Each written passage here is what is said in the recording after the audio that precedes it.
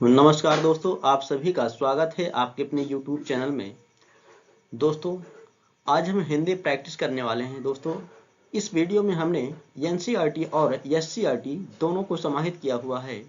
दोस्तों, अगर आप हमारे चैनल पर नए हैं तो प्लीज़ पहले चैनल को सब्सक्राइब कर दें और बेल आइकन को प्रेस कर लें ताकि आने वाले सभी वीडियो का नोटिफिकेशन आपको मिलता रहे।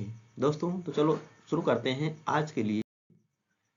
दोस्तों, आज के लिए पहला प्रश्न है, रामचंद्र शुक्ल के अनुसार किस रचना के आधार पर विद्यापति को मैथिल कोकिल कहा जाता है? आपके विकल्प हैं पदावली, कीर्तिलता, कीर्ति पताका, उपर्युक्त में से एक से अधिक या फिर उपर्युक्त में से कोई नहीं।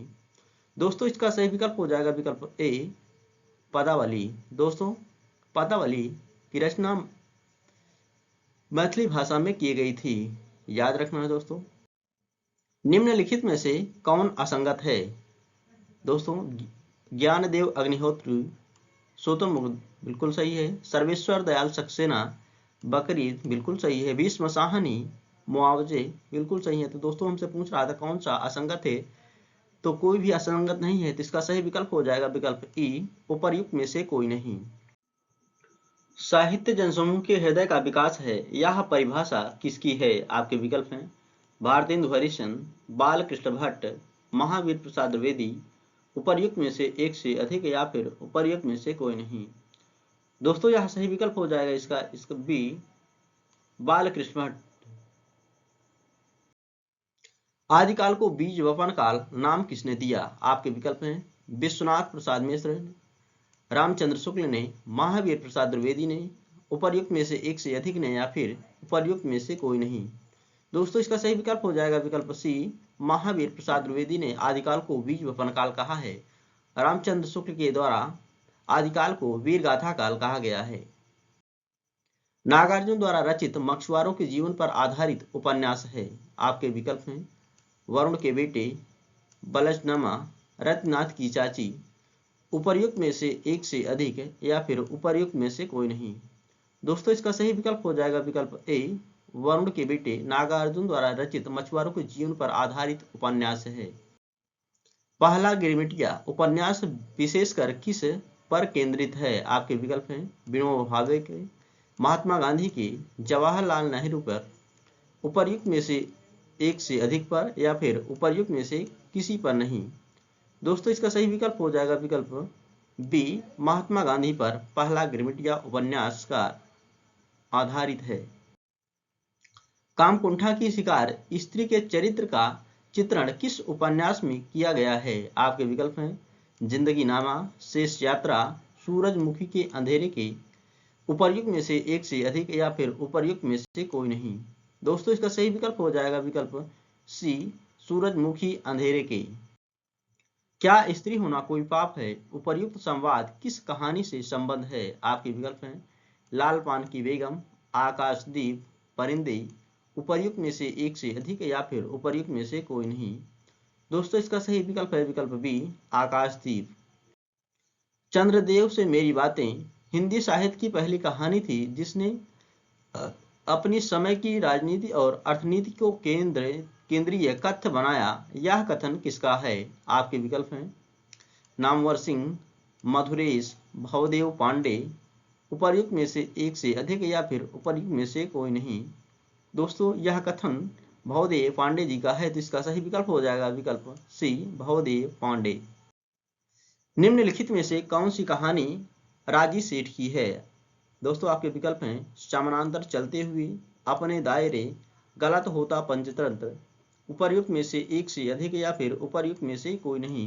दोस्तों, राजी सेठ की सभी हैं समांतर चलते हुए, अपने दायरे और गलत होता पंचतंत्र, ये सभी राजी सेठ की हैं, तो इसका सही विकल्प बनेगा विकल्प डी उपर्युक्त में से एक से अधिक।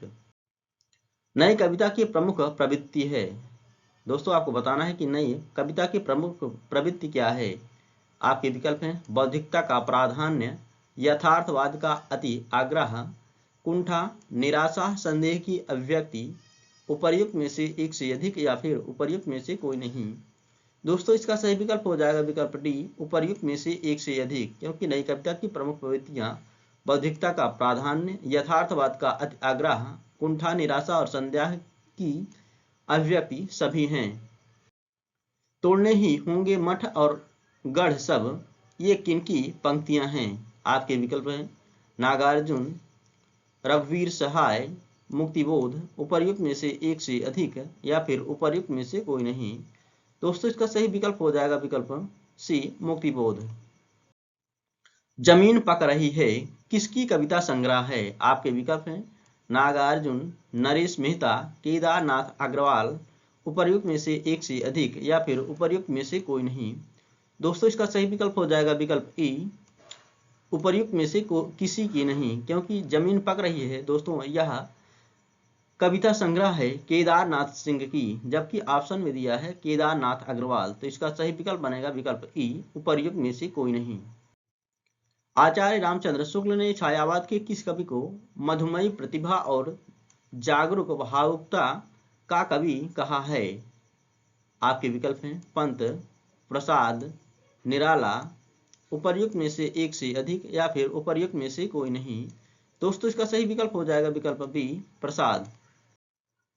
संस्कृत के 4 अध्याय के अनुसार अकबर के राज्यारोहण तक सरकारी हिसाब किताब किस भाषा में रखा जाता था? आपके विकल्प हैं हिंदी, अरबी, फारसी, उपर्युक्त में से एक से अधिक या फिर उपर्युक्त में से कोई नहीं। दोस्तों इसका सही विकल्प हो जाएगा विकल्प ए, हिंदी। निम्नलिखित में से कौन सी रचना रामचंद्र शुक्ल जी की नहीं है? आपके विकल्प हैं चिंतामणि, कल्पना का आनंद, काव्य में रहस्यवाद, उपर्युक्त में से एक से अधिक या फिर उपर्युक्त में से कोई नहीं। इसका सही विकल्प हो जाएगा दोस्तों विकल्प ए, उपर्युक्त में से कोई नहीं, क्योंकि चिंतामणि, कल्पना का आनंद, काव्य में रहस्यवाद सभी रचना रामचंद्र शुक्ल जी की हैं, जबकि पूछ रहा है कि कौन सी रचना रामचंद्र शुक्ल जी की नहीं है। तो इसका सही विकल्प बनेगा विकल्प ए, उपर्युक्त में से कोई नहीं। लॉर्ड कर्जन और उसकी नौकरशाही पर चुभते व्यंग निबंध लिखे हैं। दोस्तों आपको बताना है कि लॉर्ड कर्जन और उसकी नौकरशाही पर चुभते व्यंग निबंध किसने लिखे हैं? आपके विकल्प हैं भारतेंदु हरिश्चंद्र, बाल मुकुंद गुप्त, प्रताप नारायण मिश्र, उपर्युक्त में से एक से अधिक या फिर उपर्युक्त में से कोई नहीं। दोस्तों इसका सही विकल्प हो जाएगा विकल्प बी, बाल मुकुंद गुप्त। अंधेर नगरी नाटक का अंतिम दृश्य है। दोस्तों इसका सही विकल्प हो जाएगा विकल्प सी, शमशान। अंधेर नगरी नाटक का अंतिम दृश्य शमशान है। तुम कनक किरण के अंतराल में लुक छिप कर चलते हो क्यों, ये लाज भरे सौंदर्य बता दो, मौन बने रहते हो क्यों, यह गीत प्रसाद की किस नाटक से लिया गया है? आपके विकल्प हैं चंद्रगुप्त नाटक से, स्कंदगुप्त नाटक से, ध्रुव स्वामिनी नाटक से, उपर्युक्त में से एक से अधिक या फिर उपर्युक्त में से कोई नहीं। इसका सही विकल्प हो जाएगा दोस्तों विकल्प ए, चंद्रगुप्त नाटक से। निम्नलिखित में से कौन सी रचना देव की है? दोस्तों प्रेम तरंग यह भी देव की रचना है, भाव विलास यह भी है, भवानी विलास यह भी है। तो इसका सही विकल्प बनेगा दोस्तों विकल्प डी, उपर्युक्त में से एक से अधिक, क्योंकि सभी रचनाएं देव की हैं। नीति कवि दीनदयाल गिरी की रचना है। दोस्तों अनुराग बाग यह भी दीनदयाल गिरी की रचना है, वैराग्य दिनेश यह भी है, विश्वनाथ नवरत्न यह भी है। तो इसका सही विकल्प बन जाएगा विकल्प डी, उपर्युक्त में से एक से अधिक। रामचंद्र शुक्ल ने अपने हिंदी साहित्य का इतिहास में देव के कितने ग्रंथों का उल्लेख किया है? आपके विकल्प में 22, 23, 24, उपर्युक्त में से एक से अधिक या फिर उपर्युक्त में से कोई नहीं। इसका सही विकल्प बनेगा विकल्प बी, 23। रामचंद्र शुक्ल ने अपने हिंदी साहित्य का इतिहास में देव के 23 ग्रंथों का उल्लेख किया है। निम्न में कौन असंगत है? दोस्तों आपको बताना है कि इसमें से कौन सा असंगत है। काव्य विवेक चिंतामणि का है, बिल्कुल सही है। वृत्त कौमुदी मतीराम का है, बिल्कुल सही है। प्रताप सिंह बिरुदावली पद्माकर का है, बिल्कुल सही है। तो इसका सही विकल्प बन जाएगा विकल्प ए, उपर्युक्त में से कोई नहीं, क्योंकि असंगत बताना है तो इसमें सब विकल्प संगत दिए गए हैं। आचार्य रामचंद्र शुक्ल ने रीतकाल का आरंभ किस कवि से माना है? आपके विकल्प हैं मतीराम, केशवदास, चिंतामणि त्रिपाठी, उपर्युक्त में से एक से अधिक या फिर उपर्युक्त में से कोई नहीं। इसका सही विकल्प हो जाएगा विकल्प सी चिंतामणि से। मीराबाई के पदों में मुख्य हैं, आपके विकल्प हैं आत्मसमर्पण, यह भी है, अपूर्व भाव विह्वलता, यह भी है, भगवत विरह की पीड़ा की उत्कट अभिव्यक्ति, यह भी है। तो इसका सही विकल्प हो जाएगा विकल्प डी, उपर्युक्त में से एक से अधिक। विट्ठलनाथ ने वल्लभ संप्रदाय में किस तरह की पूजा पद्धति का समावेश किया है? आपके विकल्प हैं राधा स्तुति का, युगल उपासना का, बाल कृष्ण की उपासना का, उपर्युक्त में से एक से अधिक, या फिर उपर्युक्त में से कोई नहीं। दोस्तों इसका सही विकल्प हो जाएगा विकल्प बी, युगल उपासना का। निम्नलिखित में से अष्टछाप के अंतर्गत न पढ़ने वाले कवि का नाम है। दोस्तों आपको बताना है कि इनमें से कौन से कवि अष्टछाप के नहीं हैं। आपके विकल्प हैं कुंभनदास, सुंदरदास, परमानंद दास, उपर्युक्त में से एक से अधिक, या फिर उपर्युक्त में से कोई नहीं। इसका सही विकल्प हो जाएगा दोस्तों विकल्प बी, सुंदरदास अष्टछाप के अंतर्गत नहीं आते हैं। बाकी कुंभनदास और परमानंद दास ये दोनों अष्टछाप के अंतर्गत आते हैं। अगला प्रश्न है 84 वैष्णवन की वार्ता और 252 वैष्णवन की वार्ता मुख्य रूप से है। दोस्तों आपको बताना है कि ये दोनों रचनाएं किस विधा की हैं। आपके विकल्प हैं जीवन वृत्त हैं, निबंध हैं, आत्मकथा हैं, उपर्युक्त में से एक से अधिक, या फिर उपर्युक्त में से कोई नहीं। इसका सही विकल्प हो जाएगा विकल्प ए, जीवन वृत्त हैं। केवल प्रेम लक्षण भक्ति का आधार ग्रहण करने के कारण कृष्ण भक्ति शाखा में अश्लील विलासिता की प्रवृत्ति जागृत हुई, यह विचार किसका है? आपके विकल्प हैं रामचंद्र शुक्ल का, मिश्र बंधु का, रामकुमार वर्मा का, उपर्युक्त में से एक से अधिक, या फिर उपर्युक्त में से कोई नहीं। इसका सही विकल्प हो जाएगा विकल्प ए, रामचंद्र शुक्ल का। अगला प्रश्न है साहित्य में नवजागरण का सूर्योदय करने वाले साहित्यकार कौन हैं? दोस्तों प्रश्न को थोड़ा सा घुमा दिया गया है, तो इसका सही विकल्प हो जाएगा दोस्तों विकल्प सी, भारतेंदु हरिश्चंद्र। वे धर्म में विशिष्ट द्वैतवाद, विचारों में गांधीवाद और साहित्य में अभिधावादी हैं। यह कथन मैथिली शरण गुप्त के विषय में किसने कहा है? आपके विकल्प हैं रामचंद्र शुक्ल ने, बच्चन सिंह ने, गणपति चंद्र गुप्त ने, उपर्युक्त में से एक से अधिक, या फिर उपर्युक्त में से कोई नहीं। दोस्तों इसका सही विकल्प हो जाएगा विकल्प बी, बच्चन सिंह ने। अगला प्रश्न है धाराधार धावन शीर्षक से कालिदास के मेघदूत का अत्यंत सरस पदबंध अनुवाद किसने किया है? आपके विकल्प हैं मैथिली शरण गुप्त ने, राय देवी प्रसाद पूर्ण ने, गया प्रसाद शुक्ल सनेही ने, उपर्युक्त में से एक से अधिक है, या फिर उपर्युक्त में से कोई नहीं। दोस्तों इसका सही विकल्प हो जाएगा विकल्प बी, राय देवी प्रसाद पूर्ण ने। मैथिली शरण गुप्त की प्रतिभा का विकास सर्वाधिक किस साहित्य रूप में देखने को मिलता है? आपके विकल्प हैं प्रगीतकार रूप में, मुक्तकार रूप में, प्रबंधकार रूप में, उपर्युक्त में से एक से अधिक, या फिर उपर्युक्त में से कोई नहीं। इसका सही विकल्प हो जाएगा दोस्तों विकल्प सी, प्रबंधकार रूप में। मैथिली शरण गुप्त की प्रतिभा का विकास सर्वाधिक प्रबंधकार रूप में देखने को मिलता है। इतिवृत्तात्मकता किस युग या वाद की प्रमुख प्रवृत्ति रहा है? आपके विकल्प हैं भारतेंदु युग, द्विवेदी युग, छायावाद युग, उपर्युक्त में से एक से अधिक, या फिर उपर्युक्त में से कोई नहीं। इसका सही विकल्प हो जाएगा विकल्प बी, द्विवेदी युग। अगला प्रश्न है अज्ञात प्रिय की ओर इशारा करने के अतिरिक्त इन्होंने जगत के अनेक प्रस्तुत रूपों और व्यापारों को भी अपनी सरल भावनाओं के रंग में देखा है। शुक्ल जी का यह कथन किसके संबंध में है? आपके विकल्प हैं निराला के संबंध में, महादेवी वर्मा के संबंध में, या फिर प्रसाद जी के संबंध में, उपर्युक्त में से एक से अधिक, या फिर उपर्युक्त में से कोई नहीं। इसका सही विकल्प हो जाएगा दोस्तों विकल्प ए, निराला के संबंध में। कवि मुक्तिबोध के लिए अस्मिता की खोज व्यक्ति की खोज नहीं बल्कि अभिव्यक्ति की खोज है, यह कथन किसका है? आपके विकल्प हैं नामवर सिंह का, रामविलास शर्मा का, बच्चन सिंह का, उपर्युक्त में से एक से अधिक, या फिर उपर्युक्त में से कोई नहीं। इसका सही विकल्प हो जाएगा विकल्प ए, नामवर सिंह का। नई कविता नाम का प्रचार किस रचनाकार ने किया? आपके विकल्प हैं रांगे राघव ने, अज्ञेय जी ने, या फिर रामविलास शर्मा ने, उपर्युक्त में से एक से अधिक या फिर उपर्युक्त में से कोई नहीं। इसका सही विकल्प हो जाएगा विकल्प बी, आज्ञे ने नई कविता नाम का प्रचार किया था। अन्न है मेरे शब्द किस कवि की कृति है? दोस्तों आपको बताना है कि अन्न है मेरे शब्द किस कवि की कृति है। आपके विकल्प हैं मुक्तिबोध, एकांत श्रीवास्तव, नागार्जुन, उपर्युक्त में से एक से अधिक या फिर उपर्युक्त में से कोई नहीं। इसका सही विकल्प हो जाएगा विकल्प बी, एकांत श्रीवास्तव की कृति है अन्न है मेरे शब्द।